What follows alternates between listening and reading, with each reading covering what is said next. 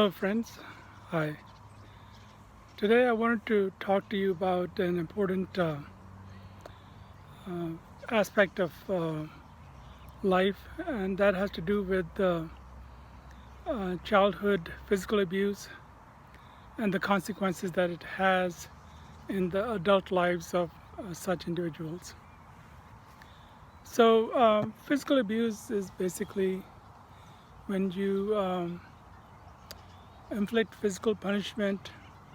It can be pinching, hitting, pushing, uh, kicking, anything that physically causes pain, torment, fear.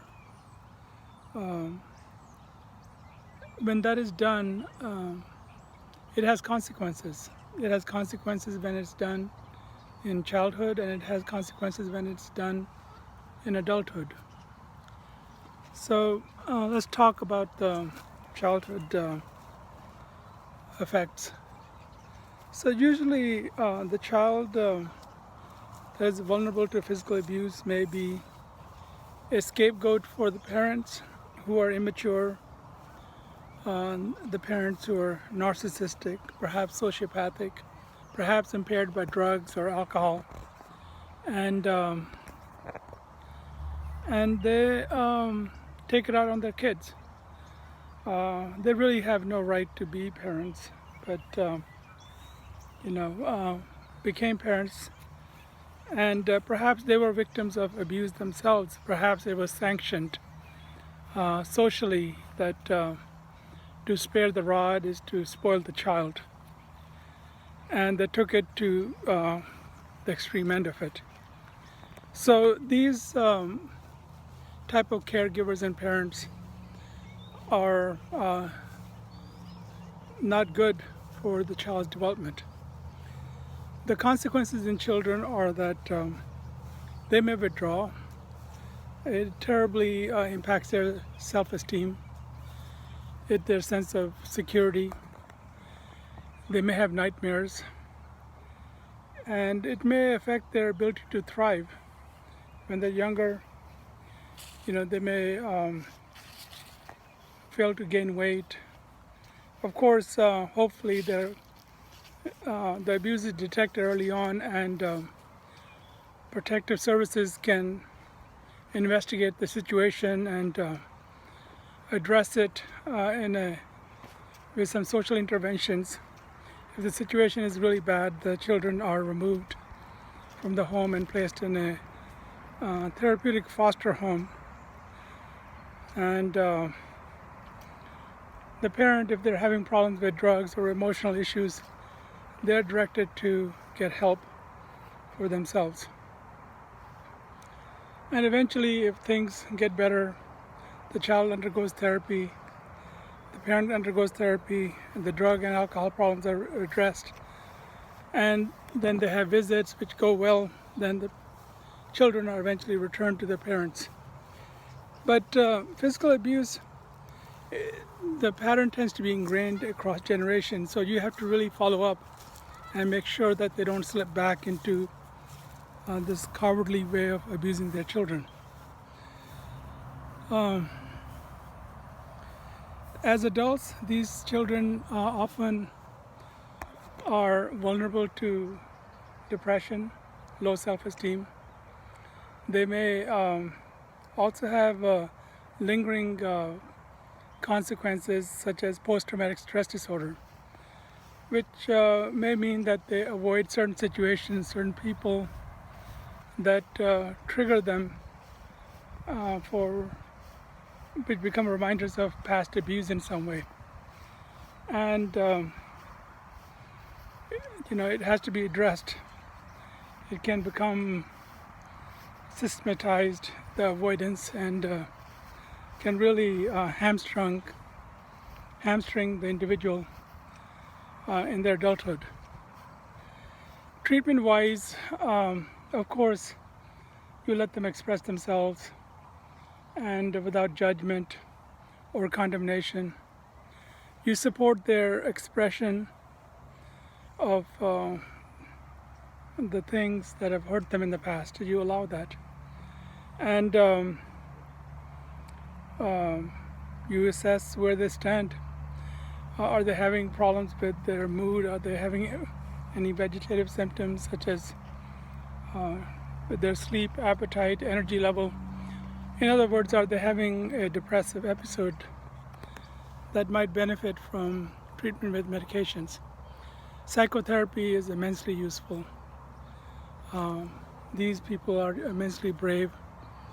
If they've made it into adulthood, they're motivated to do well. They want to get help, and by listening to them,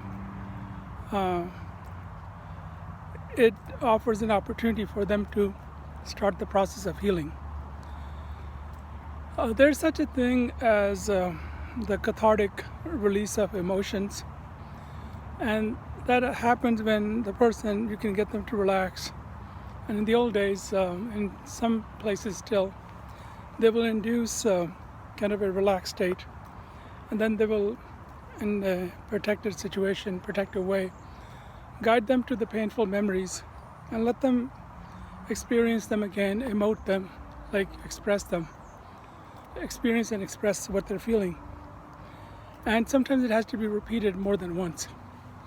Once that is done, that kind of therapy usually is able to quell the most salient components of anxiety. Of course, you train them in cognitive behavioral therapy because their thing is, their paradigm is that it's all their fault. As children, they didn't have the wherewithal or the intelligence or knowledge to know that it's not their fault. It's the fault of the adult that's caring for them, the adult that's supposed to protect and nurture and guide and help them grow is the one that's crushing their soul and trying to get them to stop any kind of growth.